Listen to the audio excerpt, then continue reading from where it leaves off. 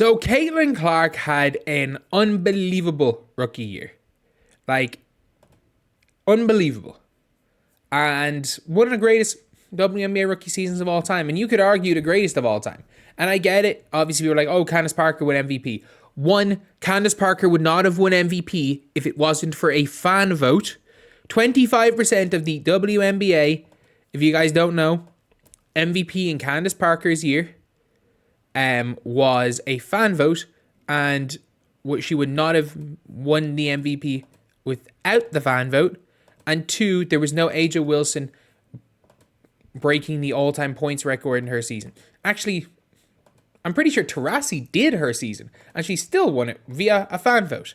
But today we are going to be talking about number 2. We're going to be talking about year number 2 for Caitlyn Clark, what is to be expected, and also we're going to be listening to something said by one of her coaches, basically one of the individual skills coaches for the Indiana Fever in an interview with an interview with Rachel Demita. I don't know why I thought Tyler Marsh, maybe individual skills coach just came into his name popped in my head, but an interview with Rachel Demita, obviously not Tyler Marsh. But so if you guys want me to react to the full interview, leave it in the comment section below, and I might just do that on live. I might go live if I get home. I'm currently in England. A lot of flights being cancelled. If I get home, I'll do it on live. But so we have got this from Rachel Demita, and let's take a listen.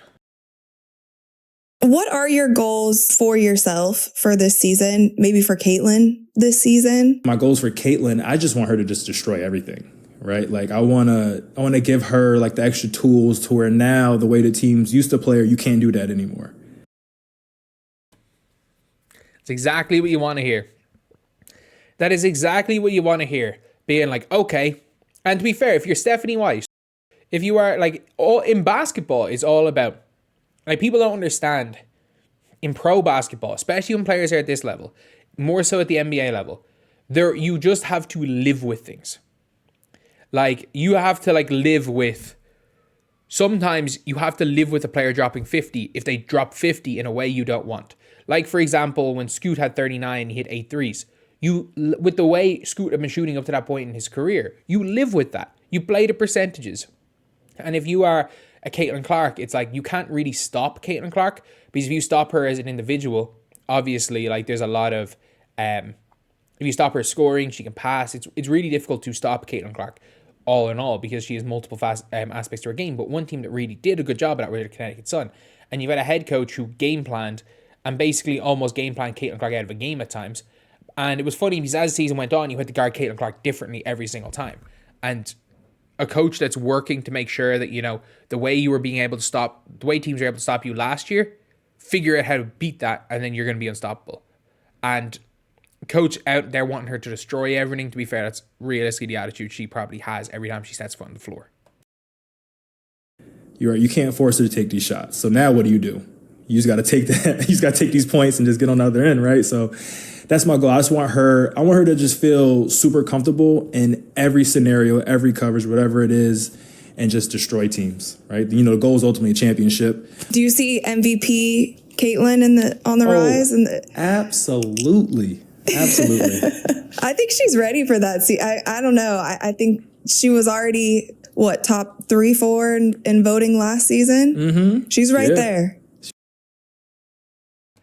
Like, I'm going to be honest when it comes to Caitlyn Clark. I think she is a 10% jump away from being an MVP. Like, Keith Porter, I'm a fan. And yeah, like, you're seeing, that's the thing, how excited he is talking about that. And you're seeing in all the workouts, like, Caitlyn Clark is literally just working on her weaknesses. And that's one of the scary things, is like how much more comfortable she looks now going right off the jump shot. How much more comfortable she looks going left to the basket. Like, Keith Porter has her like off foot left hand finishing. Has her actually finishing with her left hand. Has her using her body, getting layups on that left side of the floor. And if Caitlyn Clark's, her whole scouting report, look, it's easy to know how to stop Caitlyn Clark. It's a difference in doing it. The big thing is that you don't let her shoot go. You don't let her go left because she's a threat to shoot. And if you go right, if she's going right, she's going downhill. If that is no longer the case, if it is no longer the case that with Caitlyn Clark, you know that if she's going left, she's shooting, and if she's going right, she's driving, it is going to be huge. Obviously, her screen navigation on defense is horrific, but it is huge. Like, it is absolutely huge. And it's great to have a coach like Keith Porter, who you can see in every bit of the workout footage is actually out here working on her weaknesses. And look, like, I think she should be MVP favorite next season. I think there's a good chance Nafisa goes and wins it. I think with A'ja Wilson, I don't think the Aces are going to be as good as people expect, and I think that her stats are going to go down because I think they're going to make some sort of a splash signing that's going to take the ball out of her hands as much. I don't see A'ja Wilson averaging 30 a game, and especially with last year, like, obviously A'ja Wilson did average a lot. A'ja Wilson's average versus good teams and bad teams was crazy. Like, A'ja Wilson would destroy the bad teams and struggle mightily against the good teams. Like, she struggled to get a lot against the Liberty. She struggled a lot against the Lynx last year. There was one Lynx game she was pretty good in, but she struggled quite a lot against the Lynx.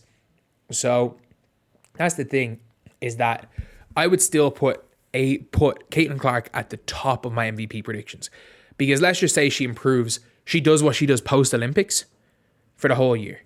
Through her last, 15 games or something, she averaged nearly 25 points. She averaged nearly 25 and 9 post-Olympic break. Like, if she averages 25 and 9 for the season, or 20, even 29, let's be conservative, because she's not going to play as many minutes as last year. She averages 23 points, 9 assists.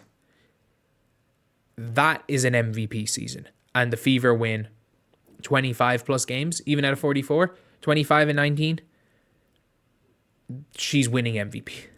Unless Fee puts up 20 and 10 and they win 35 games, the Lynx. Otherwise, other than that, Caitlyn Clark is almost certainly winning MVP. Like, I would say it's, again, not a guarantee, but I would say it is a near certainty that Caitlyn Clark, if she can do what she does post-Olympic break, that she will win MVP. But at the same time, look, you just never know. You never know in what's going to happen, but that would be my prediction. And having a coach that clearly that is the goal for her, is to basically make her an unstoppable offensive player. And I think she is not, like, if she can shoot better going right, and look, it's not going to happen next year. And I still think she's probably MVP favorite next year. But, like, she's not, like, Rome wasn't built in a day. Just like with Angel Reese, there's not going to be, like, there could be a huge improvement from year 1 to year 2. But every single, like, flaw can't be fixed in one off season. But if she can come in next year and be even 10% less predictable, it's going to make her nearly impossible to guard. So anyway, yeah, that's the video. Thank you guys for watching. Please like, comment, and subscribe.